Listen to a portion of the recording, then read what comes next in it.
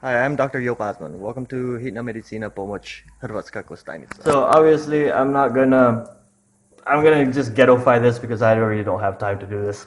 Like put all the fancy crop, and plus I don't have an apple. So basically, here we are in Croatia. I'll show you where Hrvatska Kostajnica is. It's somewhere around this area. Um, so, bloop, bloop, bloop, bloop, bloop, bloop. Apparently, somebody's downloading something. This is Hrvatska Kostajnica. We have this terrain between uh,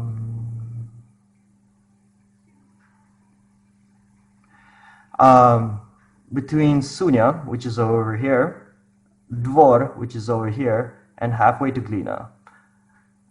And then we have Duvica, halfway to Novska. So basically, this is the terrain of Hrvatska Kostajnica. This is Bosnia, and Sisak is where the closest hospital that we have to send to.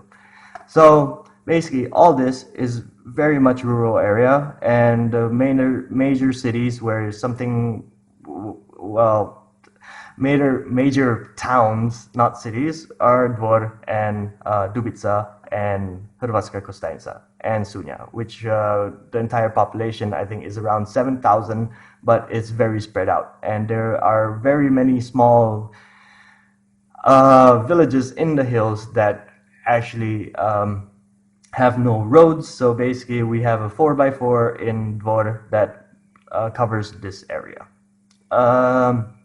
There's a team in Dvor that actually helps us out, that has doctors at night and on the weekends, and Sunya has a paramedic team that actually helps us out also. Kostajnica is in the middle, Dubica has nothing, and basically we cover mostly this area, and Glina will help us out if Dvor is somewhere over here and we are somewhere over here.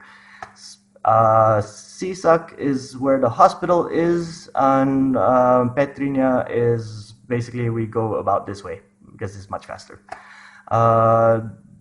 It is a very difficult terrain, but it is a very lovely town to be in. So, because we have the river and we have border towns, and most of our interventions maybe are usually drunk people who cross the bridge because beer is 6 kunas or less than 80 euro cents to and since there's no industry in this region, a lot of people take their social welfare and basically drink it away.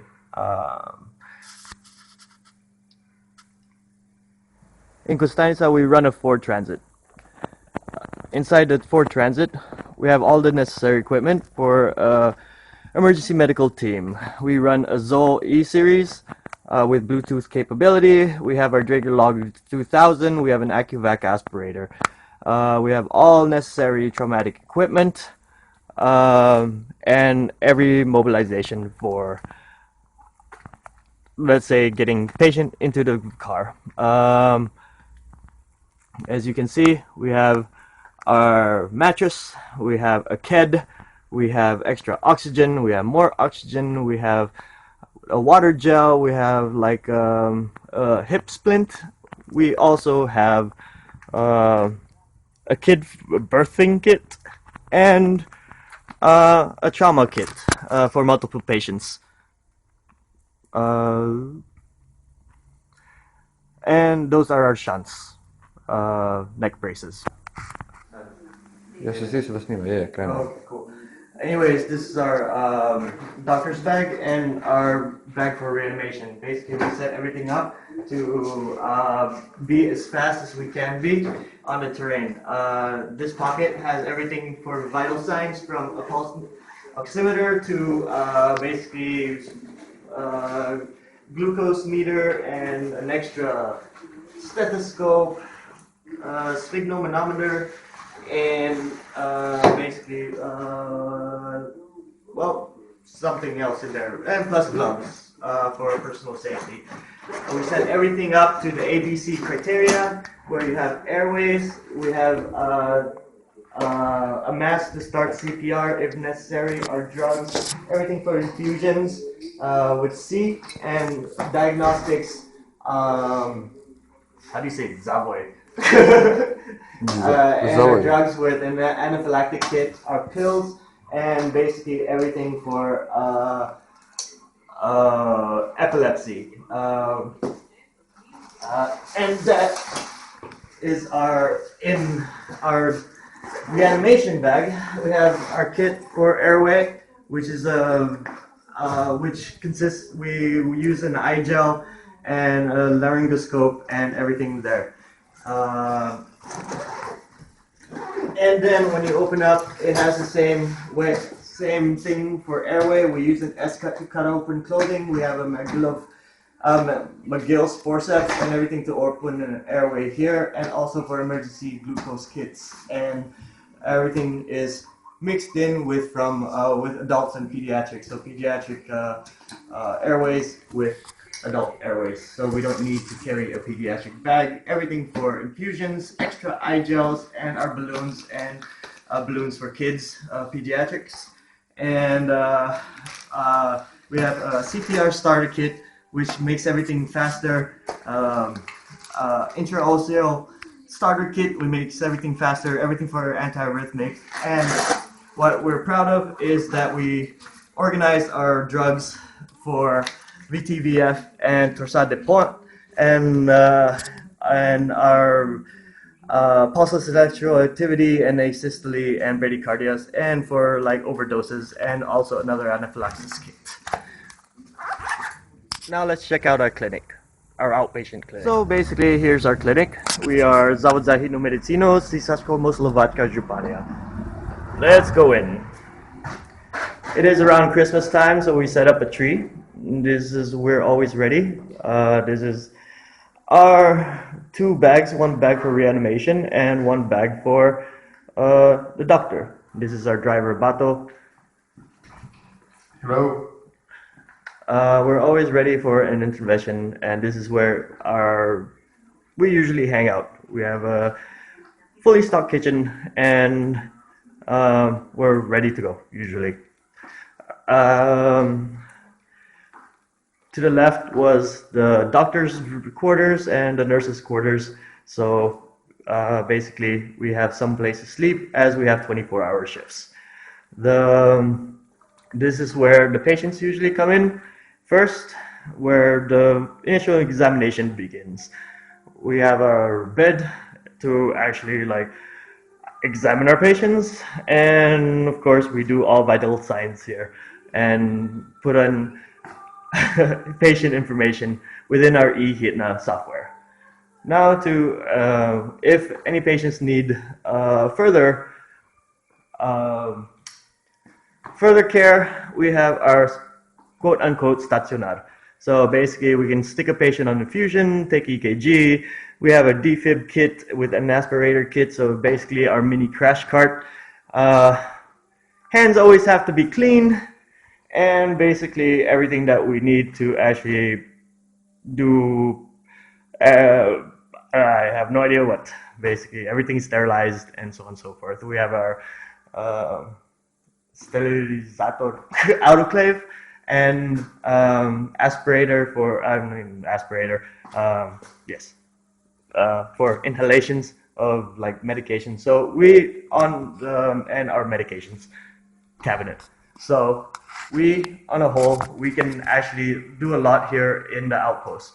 Now I'll show you where Kostajnica is. So here I am in the ambulanta. Let me answer some of these questions that Veronica Radic sent to me. So how and why did I start working here? Well, I started working here because I got a job and I like emergency medicine. It's better to work on the terrain rather than in the hospital, because the hospital care, although it is tertiary care, pretty much is not as exciting as it is.